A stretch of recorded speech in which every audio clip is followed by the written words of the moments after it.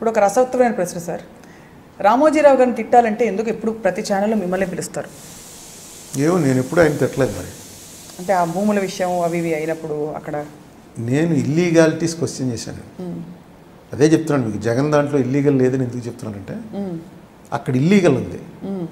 ఆయన ఏమంటాడంటే రామోజీరావు గారు, నేను ఇమ్మోరల్గా ఏం చేశాను చెప్పండి, డబ్బు తీసుకున్నాను మళ్ళీ వెనక్కి ఇచ్చాను, చిట్ ఫండ్ కంపెనీ నడుపుతున్నాను, రూల్ ప్రకారం బ్యాంకులో పెట్టాలి, నేను పెట్టను, మీకెందుకు బాధ? అక్కడ తీసుకున్న వాడికి ఏ బాధ లేనప్పుడు నా చిట్ ఫండ్ కంపెనీలో చీటీ పడిన వాడికి లేని బాధ మీకెందుకండి బాధ?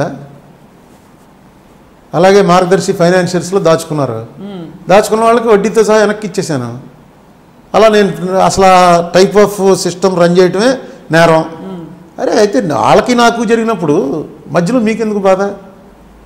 అలాగే రామోజీ ఫిలిం సిటీ ఉంది, 1900 ఎకరాలు వాళ్ళు ఇమీడియట్గా సరెండర్ చేయాలి as per land ceiling act. ఆ ల్యాండ్ సీలింగ్ యాక్ట్ నాకు వర్తించదు అంటాడంట ఆయన. ఇవి ఓన్లీ లీగాలిటీస్. రామోజీరావు జనం అంత సొమ్ము తినేసాడని కానీ నేను ఎప్పుడు అనలే. అంత పీక్లో ఉన్నప్పుడు కూడా రామోజీరావు దగ్గర మేము కాంగ్రెస్ వాళ్ళం, ఆయన యాంటీ కాంగ్రెస్ అని తెలిసి కూడా మా ఫ్యామిలీ ఆయన దగ్గర డబ్బులు దాచుకోబట్టే గొడవ అంతా వచ్చింది.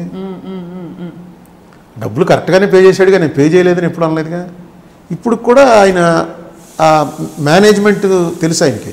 మీకు ఎవరికి తెలియని రహస్యం ఏంటంటే ఆయన యాంటీ కాంగ్రెస్ అని అనుకుంటాం, కానీ కాంగ్రెస్లో ఆయనకున్నంత పలుకుబడి బీజేపీ టీడీపీలో లేదు. ఆయన డెవలప్మెంట్ అంతా కాంగ్రెస్సే.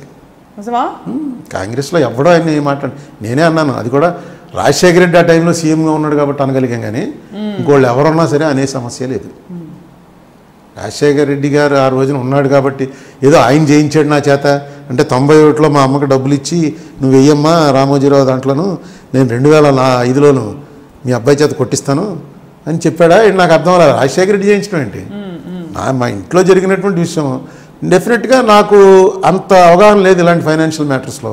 సీఎం ఆఫీస్ నేను వాడుకున్నాను. సీఎం ఆఫీస్ నుంచి ఎవడో ఫోన్ వెళ్ళిందనుకోండి, రిటైర్డ్ ఇన్కమ్ ట్యాక్స్ చీఫ్కో కమిషనర్కో ఎవడికో, అరుణ్ కుమార్ అని ఎంపీ వస్తున్నాడండి, రాజశేఖర రెడ్డి గారు పంపించారు అనగానే ఆయన ఇంటర్వ్యూ ఇచ్చేవాడు. ఆయనకి చూపిస్తే ఏమండి ఇది నిజమా, ఇది క్రైమా అని అడిగితే అంటనే చెప్పేవాడు, పెద్ద క్రైమా బాబు ఇదని. నా వల్ల అయితే అవ్వపోయి ఉండేది, నేను సొంతంగా వెళ్తే వాళ్ళు ఇంటర్వ్యూ ఇవ్వకపోవచ్చు. అలాగేదైనా రాజశేఖర రెడ్డి పేరు ఉపయోగపడింది తప్ప ఇందులో అసలు రాజశేఖర రెడ్డి ప్రమేయం లేదు. ఇది ఒక వాళ్ళే కెలుక్కున్నారు. ఆయన వచ్చి రామోజీరావు గారు డైరెక్ట్గా స్క్రీన్ మీదకి వచ్చి అరుణ్ కుమార్ అబద్ధాలు ఆడుతున్నాడు అన్నాడు కాబట్టి స్టార్ట్ అయింది.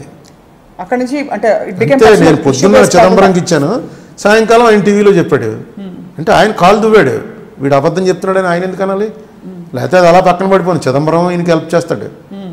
ఈయన ఎంత నేను ఇండియాలో సింగిల్ ఇండివిజువల్ ఇంత పవర్ఫుల్ ఇంకెవడు లేడు.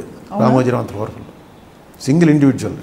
నాకు ఒకే రోజు సోమనాథ్ చటర్జీ పిలిచి చెప్పాడు, why are you after that old man అని. అద్వానీ ఏమో పిలిచి ఏంటది అతను ఎందుకు పట్టుకున్నాం, ఒకే రోజు. నేను సార్ స్టన్ అయిపోయాను. మా కాంగ్రెస్ వాళ్ళు అయితే అలాగనే చెప్పింది అంటలేదు. వాళ్ళు సిపిఎం బీజేపీ అసలు మొహం చూసుకున్నటువంటి రెండు పార్టీల వాళ్ళకి రామోజీరావు కావాల్సిన వాడు. కాంగ్రెస్ పార్టీ మీద రోజు తిడుతూ ఉంటాడు ఆయన, అయినా సరే వీళ్ళకి కూడా కావాల్సిన వాడు. ఇంకా నేను ఎంతవాడిని, బట్ స్టిల్ ఇంకా ఉన్నాయి హైకోర్టులో నడుస్తుంది. ఎందుకంటే అది చట్టవిరుద్ధంగా చేశాడు, ఆయనకి తెలుసు అది. ఇప్పుడు ఏదో గవర్నమెంట్ ఉంది కాబట్టి కొట్టించేసుకోమని చెప్పి కూడా మొన్న వాళ్ళ ప్లేడర్కి చెప్పాను నేను.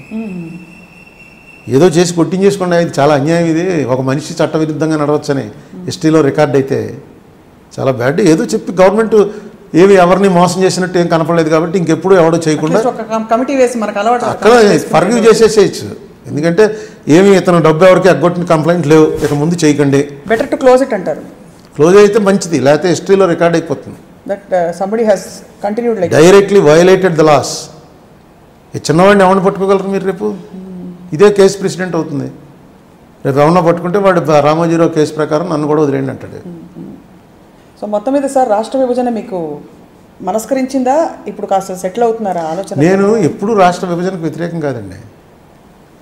నేను రాష్ట్ర విభజన ఎప్పుడూ వ్యతిరేకించలేదు. ఎందుకంటే ఇది ఇలా రావణ కాష్టం రగులుతూనే ఉంటుంది. చిన్నప్పటి నుంచి చూస్తున్నాం మనం. తెలంగాణ వాళ్ళకు పెద్ద ఫీలింగ్ ఏంటంటే ఆంధ్ర వాళ్ళు మమ్మల్ని ఎక్స్ప్లాయిట్ చేస్తున్నారని. ఆంధ్ర వాళ్ళు దాన్ని కాపాడడానికి ఏం ప్రయత్నం చేయలేదు. అంటే కాదు ఇదేం లేదు, చెప్పారు కదా సార్, పదే పదే డిబేట్స్లో చెప్పేవాళ్ళు, టీవీ ఛానల్స్లో అక్కడ ఇక్కడ.